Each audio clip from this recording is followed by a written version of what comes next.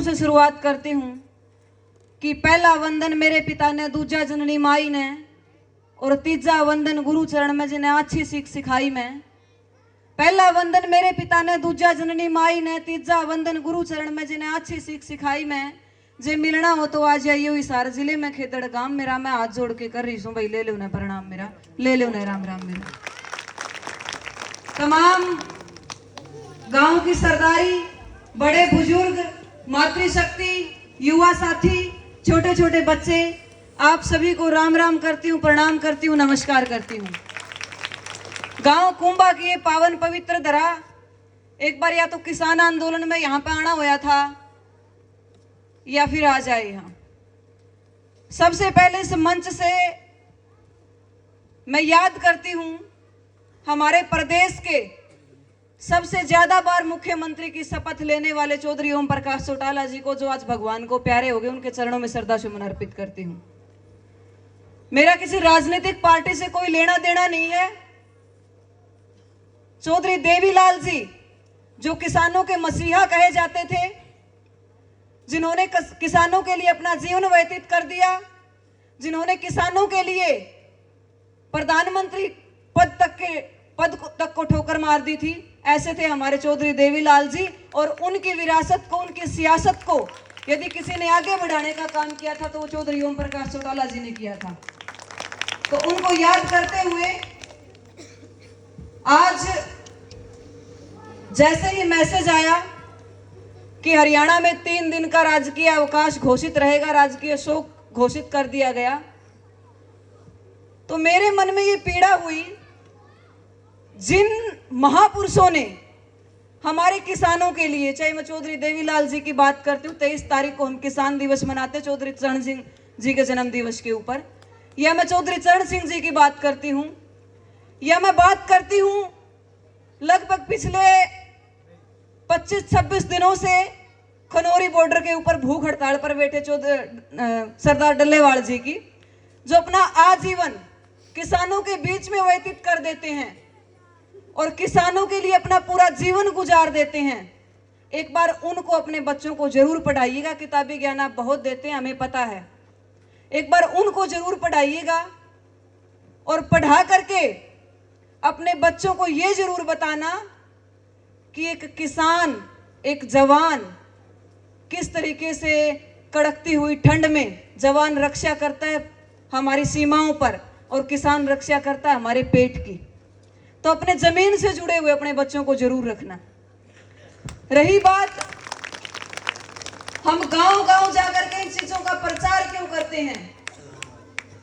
हम क्यों कहते हैं कि हमारे देश का युवा सही दिशा में चले, हमारे देश का युवा अच्छी राह पर चले?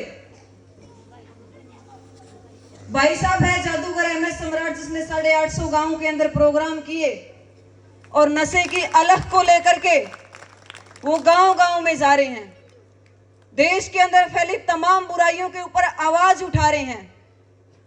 आप लोग मुझे नहीं जानते होंगे, जानते भी होंगे, 2-4 लोग जानते होंगे, लेकिन हम आप लोगों के गांव में क्यों आए हैं? सबसे पहली बात है, मेरे गांव का युवा नशे से बचे। मैं लगभग 125 से 130 किलोमीटर आज आप लोगों के बीच में चल के आई हूँ। गांव मेरा खेदड़ यहाँ से मात्र 35-40 किलोमीटर की दूरी पर है, लेकिन फिलहाल मैं सिरसा से आप लोगों के बीच में आई हूँ। हमारा एक मिशन है कि हमारे गांव का युवा नशे से बचे, हमारे गांव का युवा उन तमाम बुराइयों से बचे जो आज समाज ने जकड़ रखी है। कौन सी बुराइयां जकड़ रखी है? सबसे बड़ी बुराई है, हमारे पास प्रत्येक घर में 3-3, 4-4 एंड्रॉइड फोन है। बिल्कुल है। छोटा सा बच्चा सवाल जवाब कर रहा था, आप लोगों के बीच में कोई कंपटीशन हुआ होगा, ये हुआ होगा, मैं ये सोच रही थी इसे से बालक 4-5 मन ने मिल जावे तो मैंने स्कूल में पढ़ाने की जरूरत नहीं है, मैं इन्हें छोड़ दूंगा, आप लोगों के बीच में रह जाए। तो नशे से हमारा युवा कब बचेगा? इस फोन रूपी नशे से हमारा युवा कब बचेगा?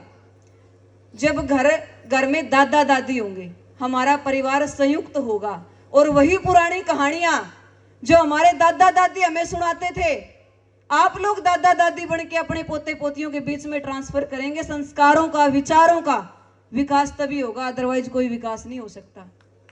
हमारे भी हाथ में मोबाइल है, माँ रोटी पौन लाग रही है, बच्चा रोटी खा नहीं रहा, माँ क्या करेगी, ले बेटा फोन देख ले और गेल गेल खाए जाइए। बच्चे को आदत पड़ चुकी है।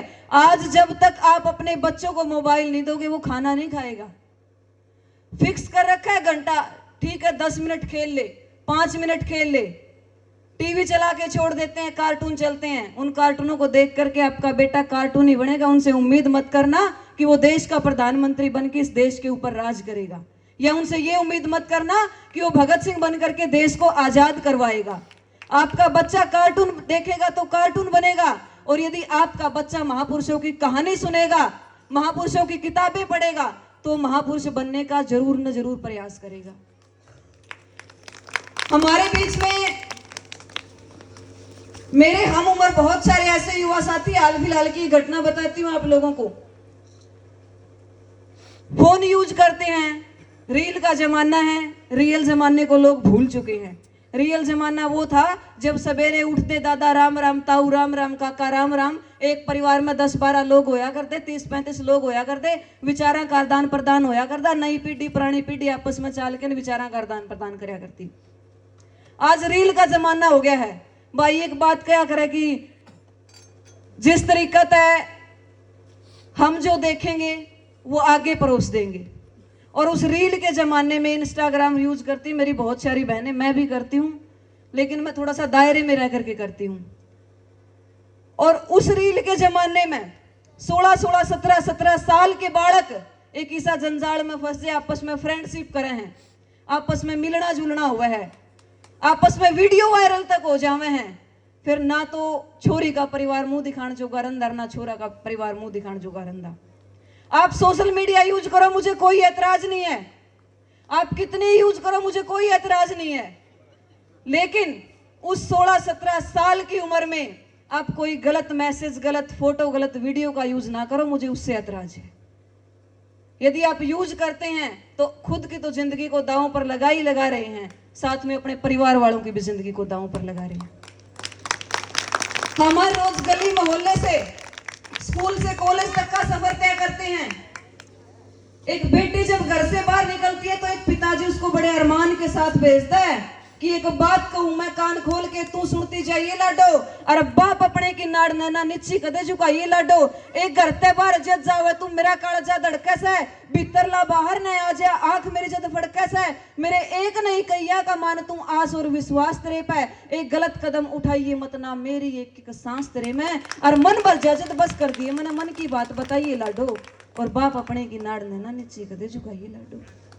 लेकिन मैं चाहती हूं जब एक पिता अपनी बेटी को ये बात कहता है तो एक पिता अपने बेटे को भी एक बात कहे उन बेटियों की तरफ से कि मैं निडर होके चालूंगी, जो थोड़ी सी समझदारी हो, और मैं पढ़ भी जाऊं बढ़ भी जाऊं, जे बेटे संस्कारी हो। जिस गली पे मेरा आना जाना परमानेंट है, एक नहीं मेरे ऊपर आवे बहुत घने कमेंट्स है, क्यों उन कमेंटा में भी यह गलती मारी हो, और मैं पढ़ भी जाऊं बढ़ भी जाऊं, जे बेटे संस्कारी हो।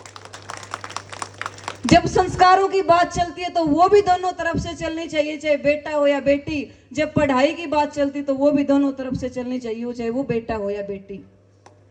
आज नई नई उम्र के बालक, 5वीं 6वीं 7वीं 8वीं 9वीं 10वीं 11वीं 12वीं के बालक, मैं एक टीचर हूं और मेरा इन चीजों से थोड़ा सा पड़दा रवा है। सिगरेट बड़े बुजुर्ग जो है आधी पी के छोड़ दे, मैं फिर बालक उसका यूज कर दे, मैं देखूं। सरकारी स्कूल में पढ़ा हूं मैं। बीड़ी छोड़ दे, मैं उनका यूज मैं कर दी देखूं बड़का ने, फिर पेरेंट्स की शिकायत आऊंगी कि हमारा छोरा नशा कर है। हम तो सिखाने जाते नहीं तारे छोरे ने नशा करे, हम तो ये दादा 8-10 साल का पोता नहीं हो जाए बेटा हुक्का भर लिया, फिर दादा थोड़े दिन में न्यू भी कहेगा बेटा हुक्का ने से लगा के दे दे, मेरा सांस कौन चलता, तो हुक्का का सांस फिर वो पोता चलाओ, उड़ते बेटा पोता नशा करना सीखा है। तो मैं कहूंगी आप हुक्का पीजिए, पंचायतों में बैठ करके बेशक पीजिए, लेकिन अपने बेटा बेटी को, अपने पोता पोती को इन चीजों से दूर रखिए, क्योंकि ये वो लत है, अगर आज आपका बेटा पकड़ गया तो फिर जीते जी कभी भी नहीं छोड़ पाएगा। नशा करना है कीजिए, बहुत सारे नशे हैं, पढ़ाई का कीजिए, खेलों का कीजिए, अच्छे कामों का कीजिए, कोई नहीं रोकता आपको। ऐसा नशा कीजिए कि मुझे मेडल लेके आना और ओलंपिक में लेके आना, फिर देखिए पूरा गांव पल के बिछा करके कैसे आपका इंतजार करेगा।